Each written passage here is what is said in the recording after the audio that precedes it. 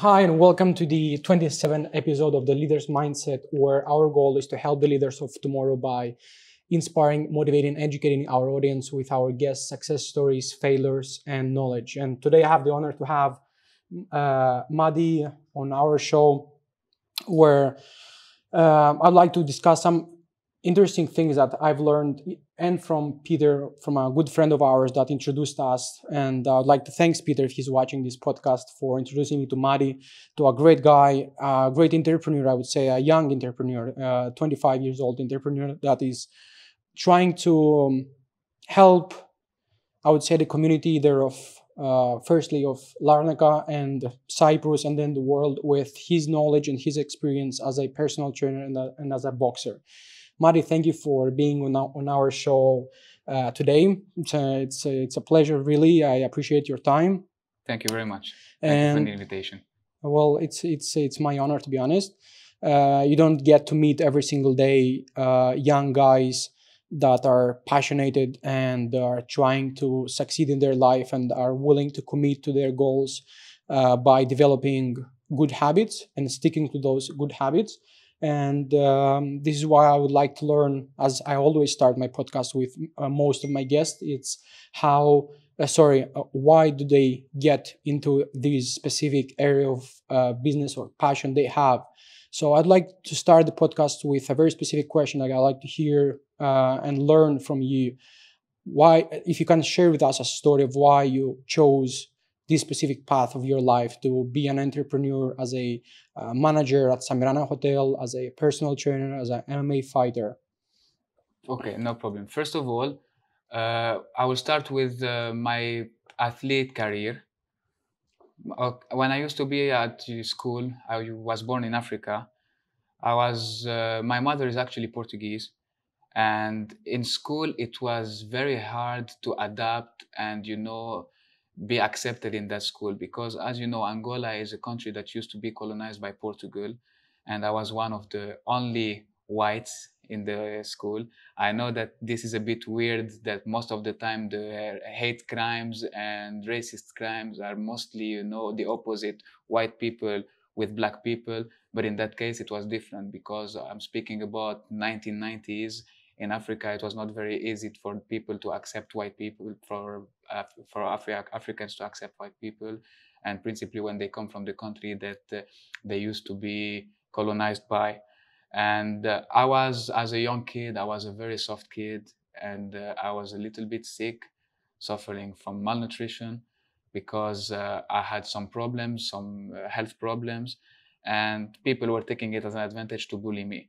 This is one of the parts why I decided to go into these sports. And I have two small brothers.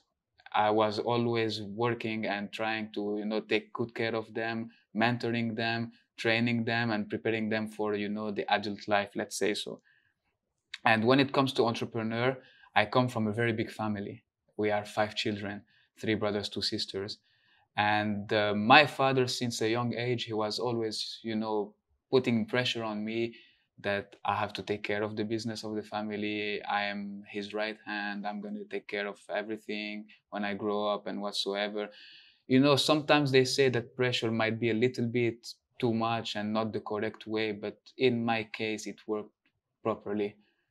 Why do I consider myself an entrepreneur? Because, first of all, the main characteristic of entrepreneur is to take risks. I take lots of risks, not only in business, but in other careers I have. What is the biggest risk you've taken in the past 2 years, would you say? The biggest risk I have taken in the past 2 years, I would say go into another business while having the problems with Lebanon. As you know, in Lebanon have now some financial issues. My money is blocked there in Lebanon. And I have thought 2 years ago, I have had an opportunity which was very risky because I was tight in money, but somehow I decided to take this risk and it worked well on my favor. What I basically decided to do is to create a rehabilitation center, and I transformed it. I took the best opportunity and the best I could do from COVID, and I transformed it into a hospital for COVID people and a rehabilitation center for post-COVID people, which worked very well on my side. Yeah, understand. Well, I've seen recently, by the way, something about Africa. You said about your childhood. I've recently watched Invictus. It's a movie about Nelson Mandela and how he tried to combine these two races, the black and white people, with rugby. Correct me if I'm wrong. And how he shaped, the perspective that white, let's say white people, label them as white and black people, and how he brought them together and gave them a belief system. And up until today, there are many schools, I think, in his name where they teach rugby. I think it's rugby. I'm not sure. It's yeah, Australia also played, right? Correct. Yeah. So how do you think this childhood has affected you as a person living in a racist country? I would say. At that time, yes, we could say it was racist country at that time, because they got independent in the 1970s. They just had around 20 years, and in Africa 20 years is not lots of years, because they move a bit slower. It was hard for them to adapt and get used to this change of mentality. And it happens in all different countries, like for instance in Europe, how many countries say that the third world countries or foreigners come and steal our jobs and whatsoever. This was their mentality as well. These people, the Europeans, came as Europeans, I mean Portuguese, the one that colonized Angola. Basically, they came, they took Britain our, as well, yeah. yes, they came, they took our jobs, took our resources and whatsoever. They do not deserve to stay in this country, and they have to go away. And of course, some of them are more accepted, some none. I would be hypocrite if I would say that I was fully not accepted. There was some point of me which was accepted as well, because I'm still African. I was born and raised in there. My mom is half African, but kids are kids at the end of the day. You deal with bullies anywhere in the world, and bullies would find anything to bully you. If they don't find the correct thing, they will just create one thing out of you to bully you with it. I was a bully. You really? I was a bully. I was moving to Cyprus got me very stressed and anxiety, and since I didn't know English or Greek or Russian, I had to learn by hanging out with people, and the people I chose to hang out with weren't the best people. So I learned the language, and then because I had bad relationship, and since my mom had to raise me alone from a young age, since I was 1 year old, when I came to Cyprus,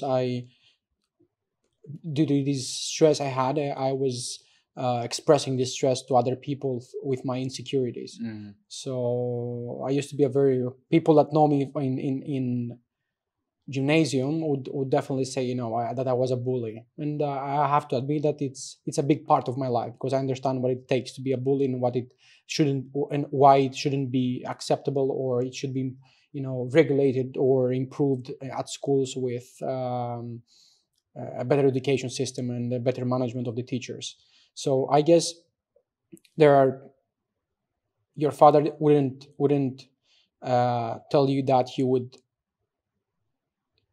let everything run on its own with your skill set, with your mindset, if he didn't believe that you really acquired the good habits that he or your mother or your family taught you throughout the years. So I'd like you to share with us, because it's a really an important topic, that we acquire good habits from a young age, and the good habits from a young age mostly come from our parents. So the first question is, do you have a good relationship with your family, with everyone? Yes, we are a very close family, actually. Even though they say that in big families, most of the times there are lots of fights, and this brother has an issue with the other, the sister has a problem with this and whatsoever. But for us, thank God, we are all united in one hand. So what would you say that were one of the good habits, or two good habits, your mom or some of your family members has taught you, and these habits help you be the person that you are today, improving to become a better entrepreneur and help other people succeed in their life? I will start with my father. In the case of my father, time management and patience. He taught me how to manage my time because since young age I used to get overexcited for things. Like I would say that today I would want to be a football player, tomorrow I would want to be something else, after tomorrow another thing, and then I will just decide and say, why not? I would do three of them at the same time, and then I end up nowhere. I end up neglecting everything and not able to manage my time. So this is the first thing about time management. The other thing is about patience. When I was young as well, I used to always want things fast. I couldn't be patient at all. If I wouldn't get what I want, or I wouldn't get fast results or progress, I would give up or I would get frustrated. And patience is very important, principally in sports, because it doesn't take you one day to another to become a champion or become a very good athlete or whatever it is. You have to put blood, sweat, your time, lots of things in it. You have to sacrifice a lot. And you have to be patient for that, because at the end of the day, if you have no patience, you will give up. And it's all about never giving up. Yeah. And from my mom, excuse me. It's okay, sorry, man. And from my mom, I would say empathy. I believe nowadays, not only if you want to be a good coach or a good coach or athlete, you need to have empathy. If you want to be a good leader as well, it goes both sides. In your job or in your professional career as an athlete or a coach, you have to feel with people. You have to be down to earth and put yourself into other people's shoe, as we say. Feel them. Exactly, because it will help you to understand them. And when you understand them, you can feel with them and you can help them and guide them through any process. I totally agree. Empathy, one thing that Gary Vee preaches a lot. One of the guys that I had the honor to visit New York and see him in person after years of researching what he does. I would highly recommend you research this guy, Gary Vee. He preaches empathy. It's a really important thing, you know, when you want to become a leader. And like you don't just go around and say you're a leader. You're leading by example. And one of the best things a leader can do is focus on time management and patience. And I see patience to be focusing on loving the process. When the news mostly would share, you know, negative information, mostly because people are pessimistic. They're not most of the people are pessimistic and not optimistic. One good of the pessimistic people is that they don't have expectations. Correct. They are doing things without having an actual expectation, and whatever comes along from the process they are implementing, it's an extra feeling. So this is a good thing of a pessimistic. So this is how I see patience, is that you just have to love the process. You have to love what you do every single day. It's not about destination where you're going, but being patient. It's the way to eliminate this word from you. You don't. I would say you don't have to even think about this word patience. Just focus on the things you are doing without having any expectations, and just do them. And anything that comes extra, it will be an extra thing for you, because you're not rushing towards something specific. So patience is a really important factor when it comes to personal development or business development. So the other thing I would like to discuss something controversial to other people, because every single person might have a different definition of the word. So you're doing many things as a person, as an entrepreneur, and what would you consider from all of those things? How would you define the success from those things that come to you, or the process, or the end goal, the reward, for instance? How would you define success for you? Is it something you're working very hard to achieve in the future, or success is something to you that you're doing every single day and trying to enjoy that part of your life? Because being successful, I consider it's adopting very good habits that you're going to stick for your entire lifetime. So how would you define the word success? What comes into your mind when you hear it? You know, I agree with you. The thing with success is that it's a bit complicated word and definition, because everyone has a different mentality and everyone thinks of success differently. Some people would tell you success is all about money. Some other people would tell you achievements. So other people would tell you something different. But in my definition, what I think success is being able to do to help people, to change the world. And it's about achievement, of course, as well, and stability. When I say stability, it doesn't mean I have to become very rich to be successful. No, stability means, like you said before, it is about being able to do the things you enjoy, and achieving your goals while still enjoying the process. Because at the end of the day, you should not, just live for the money or live for anything else. You should live for yourself. You should live for yourself, and time is limited. You have to have a proper mindset, put yourself some goals, try to follow those goals, but still never forget to enjoy the process. I definitely agree with you, and that there's one thing I I disagree with some people, which is very important. The things you love doing, the things you must be doing.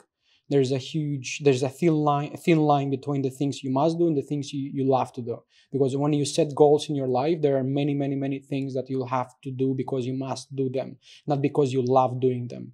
You must do some specific things. You have to get out of your comfort zone and understand yourself better, and you know understand what is working and what is not working in order to get there, for instance.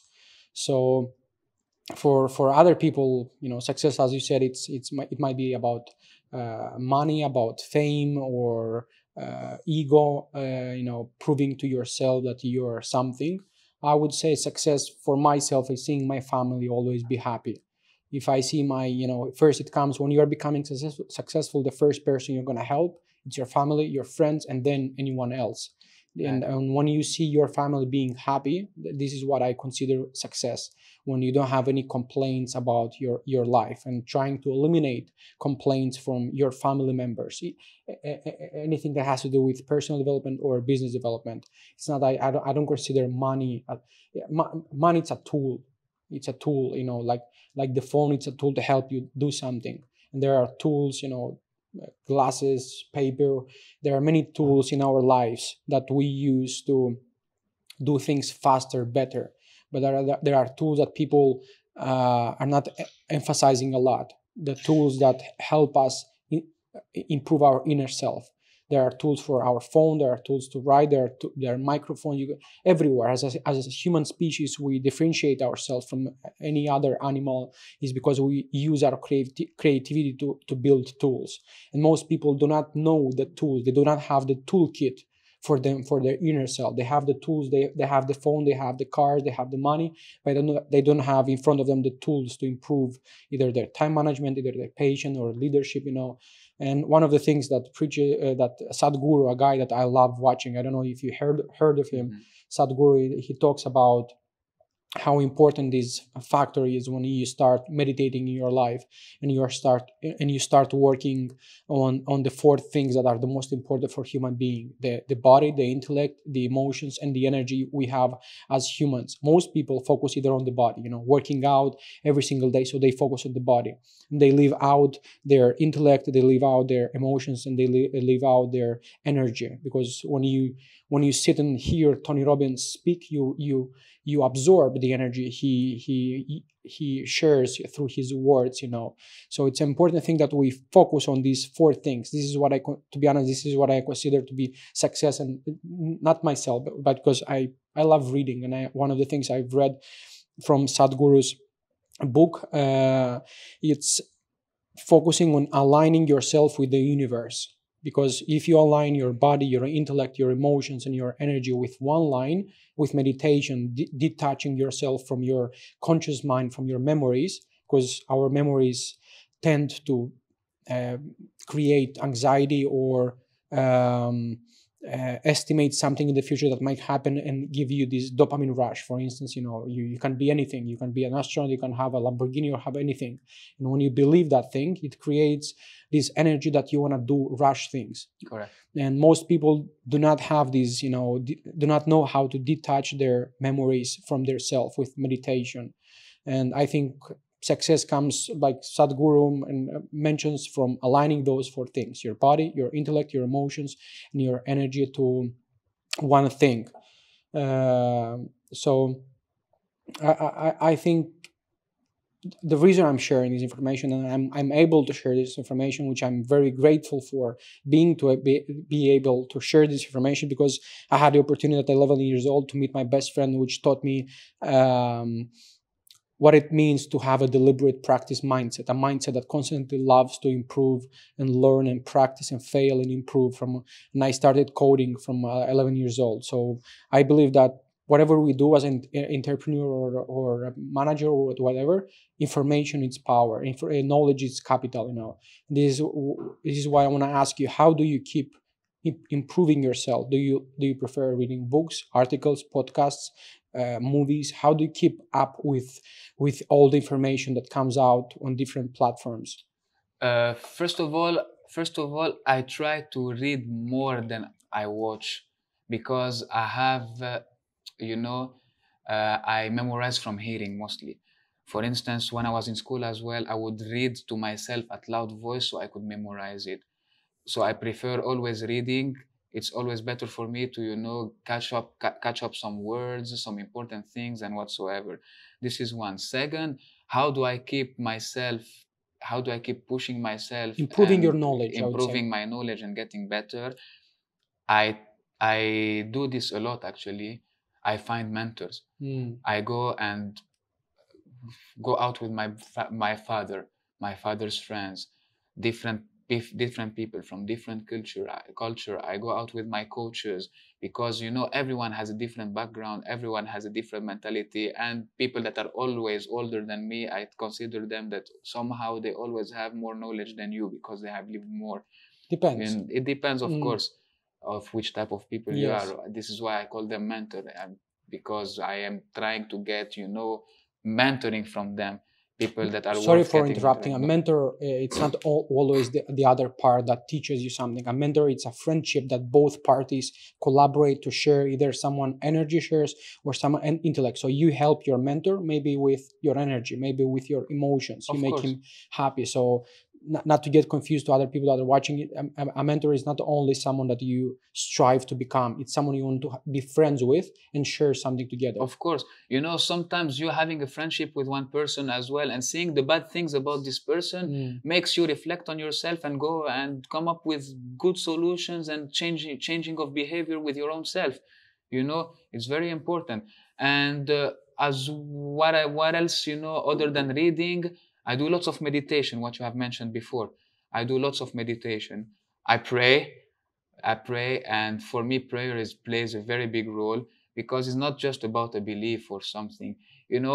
Some people might believe in God, some people might not believe in God. This doesn't matter. For me, it's just about a great energy. You have it already in science, and in chemistry. If you have the atom and the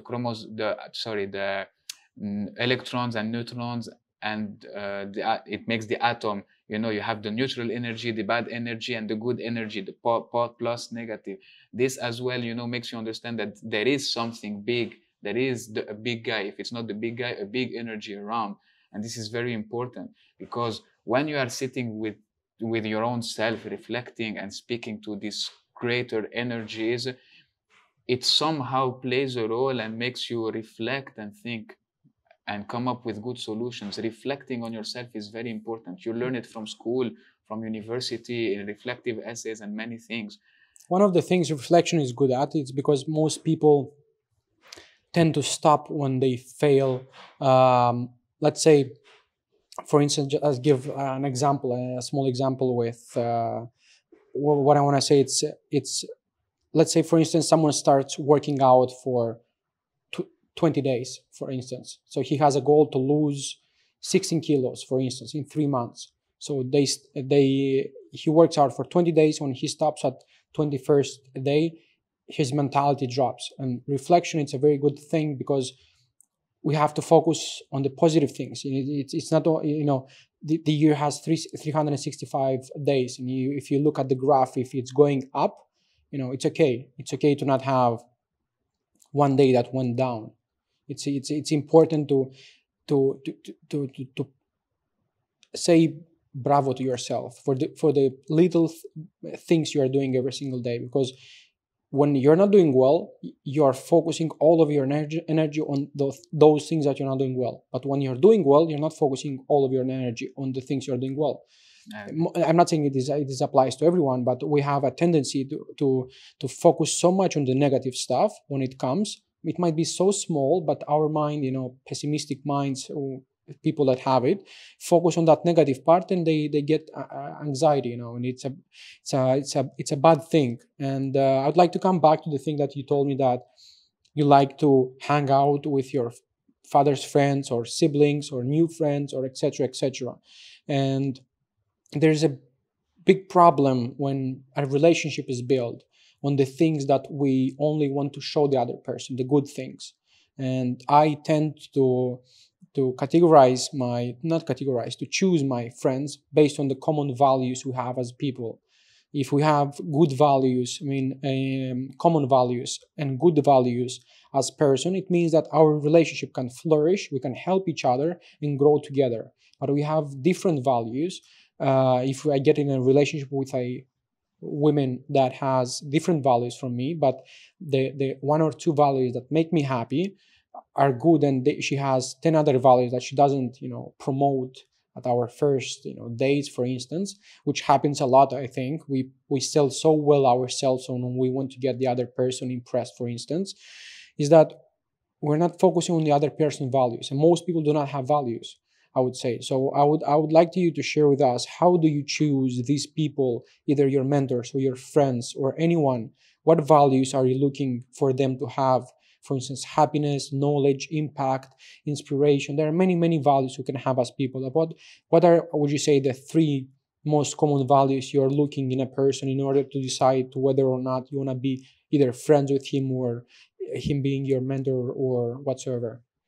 First of all, I try not to choose people that can bring me down. This is why when I try to choose my friends or be friends with someone, I mostly try to befriend a person that has the same ambitions and goals as me, or same background as me, because it's very important for your friends to understand you and for each other to understand each other. Because when you have a similar background, let's say, you easily can understand each other and have more empathy towards each other. But lots of people might make mistakes about it. Sometimes it is good. You know what? The first thing I do, if I don't feel comfortable around one person, or if I didn't like this person from the first time, I will try to be more friends with him. I'll try to see him more, because why I didn't like this person? What makes this person dislikable for me? I have to go out of my comfort zone and try to understand, because if this guy has no similarity, this person has no similarity with me, it means I can learn from him. I can learn from him. But if a person has the same similarity, I cannot learn. But going back to the values now, the values I normally look for is, first of all, this is very important, I believe so for myself, is the mindset. When I say mindset, the way he thinks, his goals, ambitions, etc., what I already mentioned before. The other value is envy. I do not try to be friends with a person that is jealous or have envy, because this person will bring me down. You have two types of envy, two types of jealousy and enviness. You have the person that is jealous and will try to be like you and better in a good way, and you have the person that will be jealous and just try to bring you down and destroy you. This is the second value that is very important for me as well. And the third value is belief and confidence, because it's very important for me if somebody is confident or no. Because if someone is not confident, he can bring me down indirectly. Because there is this proverb and saying that says that if you go out with I don't want to say the word, it's a bad word, but if you go out with this person, you are the same. Slowly, if you like it or no, when you get acquainted to a person and you start getting closer to this person, you will start picking up some good or bad habits from this person. This is the normal human nature. It's all about adaptation, and this is how the human nature and the human brain adapts. I agree. And one of the things that comes into my mind, when it comes to values, is that I've heard many people say that I want to hang out with winners mindset. with people that have a winner mindset. But we live in a world where most people are not winners mindset. And this is where the challenge is. And this is what I've started looking into for the past, I would say, 2 years. And this is why I've started the podcast. Because yes, I love um, surrounding myself with winners mindset. But if you want to become very successful, you have to help the people that are not winners mindset. And this is when the challenge comes, the way you communicate with them, the way you empower them, you share your energy with them. This is something that really changed my mind when I started reading the book How to Influence People by Dale Carnegie. And I was like, I was always, I want to hang out with winners mindset. Always, I swear to God, everything I've read, it was about hang out. Be careful who you hang out with. But what about the other people that are not winners mindset? How do you help those people? How do you communicate with those people and share your energy with them? So I have many. I wouldn't say I have many friends. I just heard from a friend that he said I cannot hang out with losers mindset, people that are negative, people that watch the news and feel stressed and anxiety. And I'm like, yes, but this is how the most of the world works. Most people are like this. How are we gonna change that? How are we gonna help these people from having a loser's mindset, for instance, to go to a winner's mindset? This is where the success comes. Because one of the people I admire and watch his podcasts and videos is Grant Cardone, a real estate guru. And he says your best client is someone that doesn't have money. Correct. Because if you help those people make money, they're gonna come to you. If you educate them with golden information, you're gonna come to you because you help them succeed in their life. So this is one of the things I like Peter. Sorry for I have to mention him because No he's problem. to be a manager, you have to spot the appropriate people that have the appropriate skill sets with bad environment, for let's say, not very good opportunities. Mhm. And it's a very important skill set to have when you speak with someone to understand him from a totally different perspective from what he's showing to you as a person. He might be a good soccer player or MMA fighter or whatever, but beneath that, there are so many problems that you didn't see. And to be someone that has the empathy to when he speaks with other people to understand how they are feeling and understand their potential, true potential. This is a very unique talent, I would say, to spot people that have this talent. There are so many great people around the world right now that are not millionaires or are not making lots of money, but they're good people and they're educating themselves. These people that are going to change the world, I believe, because they are very hungry. People in Africa, people in India, people in Pakistan, they're very hungry, and gratitude. This is when it comes to the other part of success, being grateful for the Of very course. few things we have as human beings, family. Because most of the people, I believe, tend to change things or improve things when a problem occurs in their life. When they have a problem with their health or a problem with their family member, they go to a psychologist. They're not looking into the problem beforehand. Risk management, time management, it's important, but risk management as well, it's important. And also, I would say one of the quotes that my mentor Michael Virardi always preaches and changed my life: it's preparation is the key to success. Being prepared, it's very important to know exactly what you're gonna do. This is what I consider course. prepared. And What you have said is very important, to be honest. It is really important because it comes to my question. Why can't you be the winner in the friendship with your friend, let's say?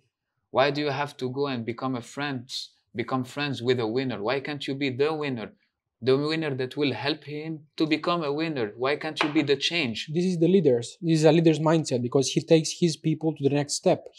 Someone who is a leader, he helps his family, his friends, his colleagues, his business go further. This is an important, factor when you want to become a leader. And you don't become a leader just by you don't become a leader just by saying you're a leader. You become a leader by example. You have to do things and help other people to become better. You're not just I help people, and you just promote that. And like many gurus are out there, and they promote that they are good people, and in fact they are not so good. They just are getting this attention. So the last question I wanted to ask you, it's I think one of the most important questions. It's as entrepreneur, personal trainer, and manager, and a student, also getting his master degrees in hospitality. What are the challenges you are trying to help your customers as a personal trainer to overcome with the service you are providing? For me, first of all, is customer experience and satisfaction. This is very important for me. I would like my customer after training, while having training, to be releasing the dopamine, so that after training he feels so satisfied and he has the envy to come back to me and say, I want to come again and train again because this person has really made an impact in my life. It can be a mental impact or physical impact. This is one of the things. And for me, why I believe I can help a lot my customers is because, as you have just said it, I have a broad background. I am an entrepreneur. I've been doing lots of sports in my life. Before playing MMA and boxing, I was a football player, and I was supposed to transfer into pro career, but I had some issues. I had a very big injury, and after that, I went through a very dark path. This has to happen to it always happens to any athlete. This is one of the reasons as well why I want to keep, after I finish my goals and I retire and finish my athlete and MMA career, I would like to continue and keep on coaching, because it is known everywhere. Any athlete that has, retired or because of some injury stopped training always goes through some very dark path, and through lots of hard things. And why I believe I can help my customers is because I can mentor them through lots of different things. What I do first, when I meet my customer, I try to get to know them. I try to get to know them. I don't push them straight away. It is wrong to push your customer straight away, because your customer will give up. He will be fed up. You have to get closer to your customer. I can say, not very intimate, but at some extent. You have to start understanding your customer, know the way that your customer thinks, the way your customer reacts and behaves, how his body behaves to different types of exercises, what are the mindset and the goals of your customer. All this is very important. And I try, when I spend and when I train with my customer, if the personal training session is 1 hour, I always spend an hour and a half, 2 hours with this customer. I give myself free time for my customer, because I want to sit with him, speak about, what has he done today. I saw that you were angry today. Why are you angry? Why were you angry? And if he decides to open up and share with me, I can give him lots of different advices in different perspective and different topics. It's not only about sports. I am not here just to get some money from the customers, train, and that's it. No, I want to be the change. I want to change my customers' lifestyle, their mindset, the way they behave, their habits. you know Sports and boxing is not just a physical journey, it's a mental journey too.